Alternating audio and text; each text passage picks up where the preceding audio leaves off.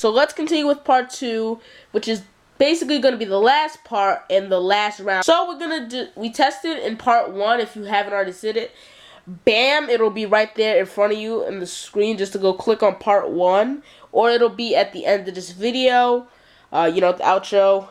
It'll be there where we talked about the camera and the specifications that came with this boy, the main specification. Now we are going to test out the speed. So now we're going to do different types of tests for the speed test. First, we're going to do the slide the power off, which I'm going to power them all off at around the same time, but if I do happen to power them off at a later time than the others, I will definitely give that one a second, chance, because I want it to be fair. So, not all of these are running iOS 7. They're all running their latest firmware available for their phone, though. As you can see, the 4S doesn't have service. I mean, the 4. So, we're going to press the power button on these two. 1, 2, 3. And then, alright, yeah, that was definitely all at the same time.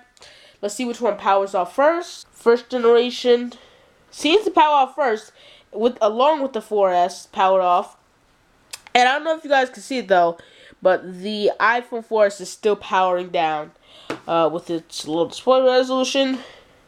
So if you're looking to power this down really fast, it's not going to be a help. The 4 and the first generation, since they're older models, I guess, they would shut down a little bit faster.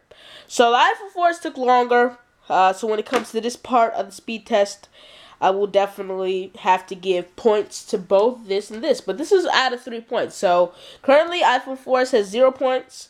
These two have 1 point each. So now let's do the boot up. So we're going to try. And, okay, 1, 2, 3. Alright, so I pressed them all at the same time. And they are officially booting up right now. I'm pretty sure I pressed them all at the same time. So let's see which one boots up the fastest. I'm gonna go and hope for the first generation to boot up the fastest, because that's what I've seen in results and tests. So we will definitely see about that whenever that does happen.